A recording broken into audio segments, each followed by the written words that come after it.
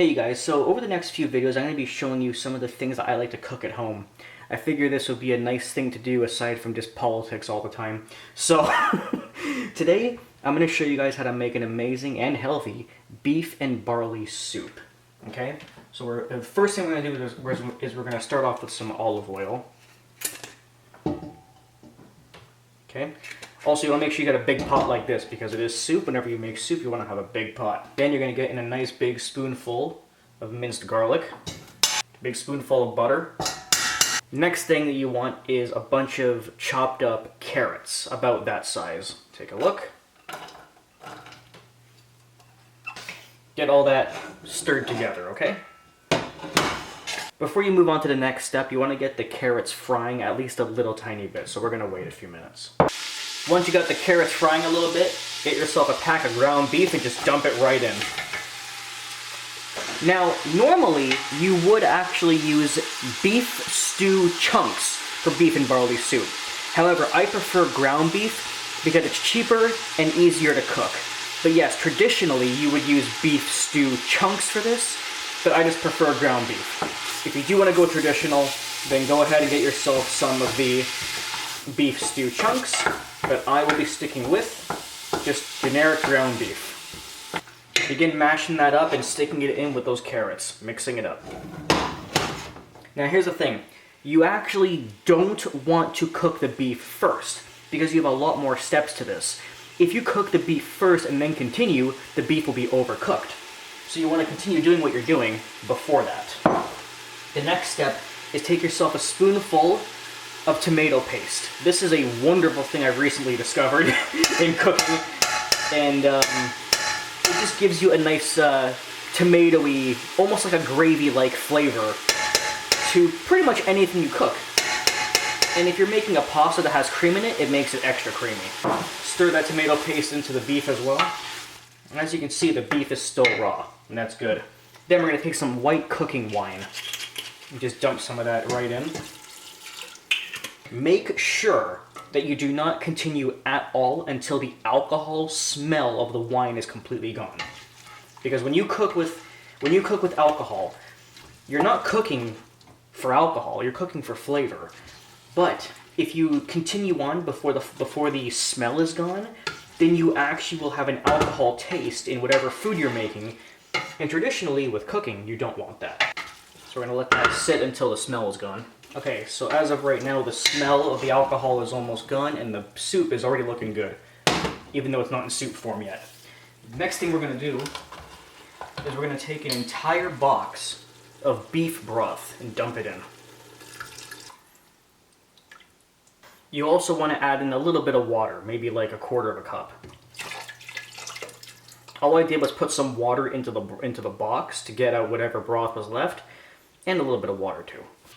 Make sure you give it a good stir. This is a recipe that requires a lot of stirring, making sure that everything is mixed in very thoroughly. Now, something optional that you can do here, this is not required because I don't do it, but you can also add in a packet of the gravy powder, or however you make your gravy. It will give it an extra flavor and also thicken it up a little bit more. However, the way I make it, pretty much all of the liquid becomes absorbed. You'll see at the end. The next thing we're going to do is season it. We're going to start off with thyme, basil, rosemary, oregano, onion powder, black pepper, and the most important is parsley. Parsley is always a great thing to put in pretty much every recipe, to be honest with you. And some salt. Now we're going to let this sit until it starts boiling again. Because with the inclusion of the beef broth and the water, it has cooled down a little bit, so let it warm up again. So what you're going to do is buy yourself a bag of pearl barley just like this one. And I use about half of this bag. And that will actually be enough to make me 4 bowls of beef and barley soup. Now because I'm fat, I can easily eat 2 bowls in one day, which means that those 4 bowls will last me 2 days worth of meals, and I only use half of this bag, and this bag only costs $1.50. And from what I hear, barley is extremely healthy. So you're going to dump half the bag directly in. So yeah, it's about half the bag, a little more. Alright, that's about half the bag right there. Now as you can see, it's extremely liquidy, right? It's basically like a soup.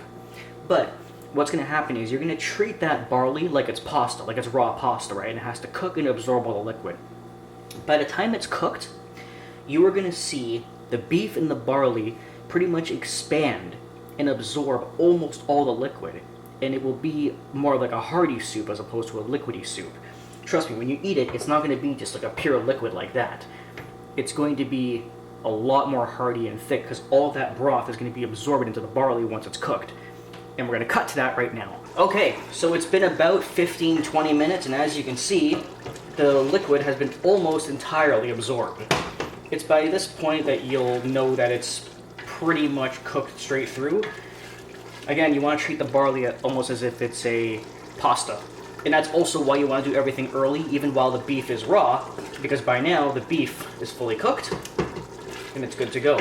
Now, as I was saying about traditional barley soup, beef and barley soup, how it normally uses beef chunks, beef stew chunks, another thing that I don't include because I just don't like it, is that the only vegetable I used was carrots. Now, traditional beef and barley soup, you can also include things like celery, onions, I use onion powder though, celery, onions, and I believe peppers as well. Now, I don't like peppers, I don't like onions, and I don't like celery, so the only thing I included was the carrots. But that's perfectly fine. You don't have to include everything if you don't like it. Make sure that you stir it a lot, by the way, so that it doesn't stick or anything. You want to give it good stirs during those 20 minutes that it sits here. And there you have it, a traditional, almost traditional beef and barley soup. Extremely easy to cook, quick to cook, one pot, and very cheap for even the most lazy of cooks, such as myself. Enjoy.